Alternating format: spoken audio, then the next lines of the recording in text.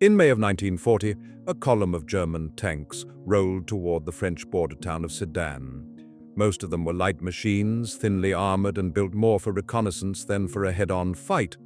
Waiting somewhere across that border were French tanks that outweighed them in almost every measurable way. Thicker steel, bigger guns, in some cases roughly twice the armor plate.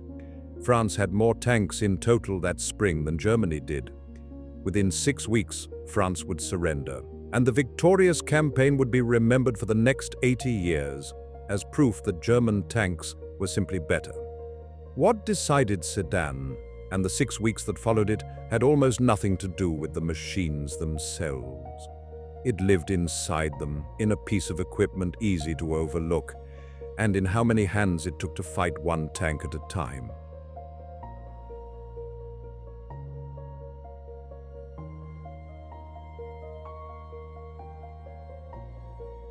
The doctrine behind that column at Sedan was largely the work of one officer, though it took a much larger institution to build it. Heinz Guderian had spent his early career not in tanks, but in signals, the branch of the army responsible for communication. And that background shaped everything he pushed for once he moved into armored forces during the 1920s and 1930s. Most armies of the period treated radio as a headquarters tool, something generals used to plan a battle beforehand, not something ordinary tank crews carried into one. Guderian insisted on the opposite. Every German tank, down to the smallest reconnaissance vehicle, was built or fitted with a radio set, and specially equipped command tanks called Panzer Befehlswagen carried extra transmitting equipment so a commander could redirect an advancing force in real time, mid-battle, rather than working from a plan made the night before. It did not show up in a tank's armor rating or its gun caliber, but it meant a German unit could react to what was actually happening, while an enemy unit was still reacting to what its commanders had guessed might happen. The force built around that radio doctrine, the Panzer Division, was never the whole German army. It was a small, deliberately concentrated fraction of it. The Wehrmacht, the German armed forces from 1935 onward, moved most of its supplies and artillery the way armies had moved them for a century, on wagons pulled by horses. Roughly 2 out of every 3 German army vehicles were horse-drawn, and horses supplied something like 80% of the army's total motive power for the entire war, even in its final years.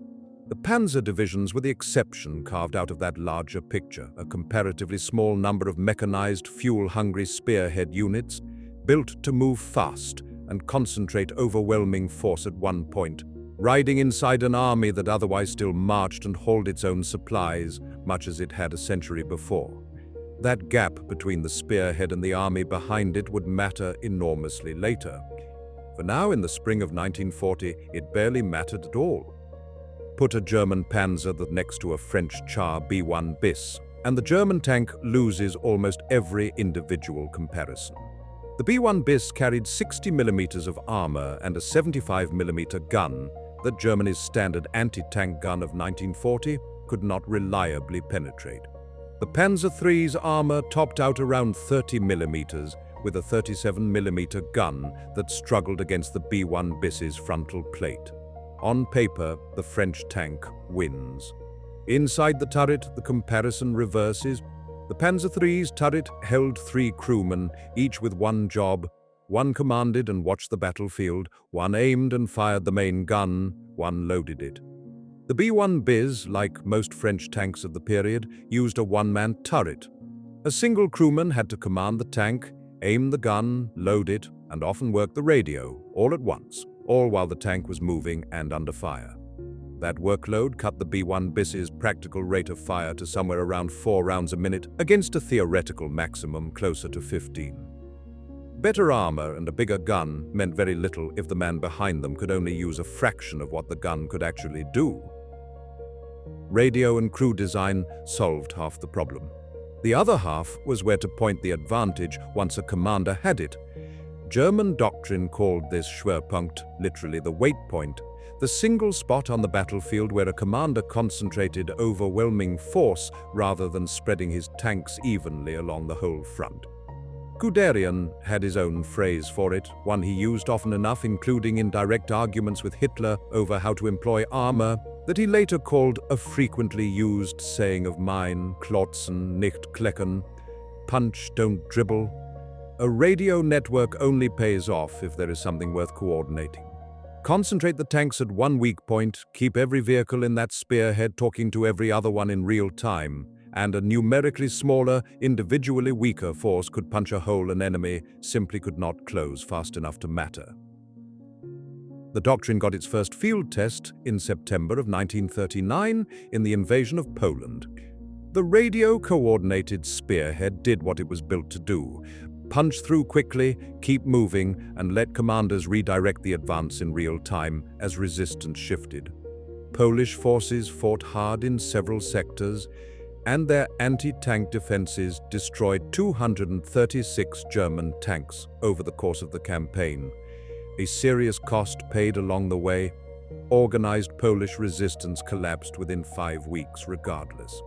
The same concentration and coordination principle that let Guderian's spearhead cross the Ardennes a year later was already doing its work here. Find the weakest point, mass overwhelming force against it, and keep pressing before a broken defense could reset. France in May of 1940 was the doctrine's decisive test. Guderian's armored spearhead crossed the Ardennes forest, a route French planners had judged too difficult for a major tank force and left lightly defended, and reached the Meuse River at Sedan in a matter of days.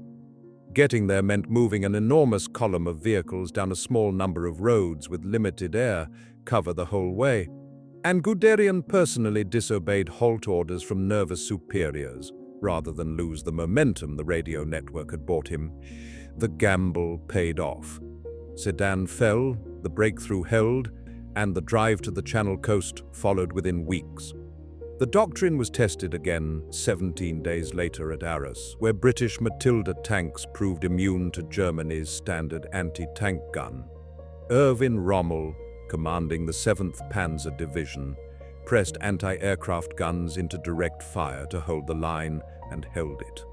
The pattern repeats through the whole campaign.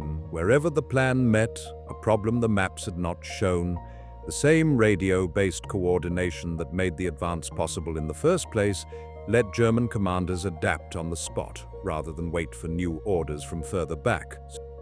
The Panzer Division was built to do one specific thing: take a comparatively small, expensive force, keep it talking to itself in real time, and use that coordination to punch through an enemy line before the enemy could react. In Poland and in France, at distances measured in a few hundred miles, across countries with dense road networks, that design worked exactly as intended in 6 weeks each.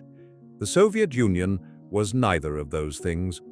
Before Operation Barbarossa launched in June of 1941, the German army's own quartermaster general, Eduard Wagner, warned the invasion's planners that he could guarantee reliable supply only about 300 miles into Soviet territory. Moscow sat roughly 600 miles beyond the starting line. The invasion's objectives were written down anyway, unchanged. A single 1941 Panzer division needed around 30 tons of supply a day standing still, and as much as 700 tons a day in heavy fighting. The same fuel-hungry concentration of force that had punched through French and Polish lines in weeks now had to sustain itself across a country where fuel could not reliably follow it. By December of 1941, the 3rd Panzer Division had 52 tanks still running. 4th had 35. The 17th had 15. The doctrine that beat 2 countries in a combined 9 weeks was, by winter, spending itself against a distance its own supply officers had already told the planners it could not cover. The same choice that made it devastating at Sedan made it starve outside Moscow. If you want to see more videos like this, consider liking and subscribing. Thank you for watching, and we'll see you in the next episode.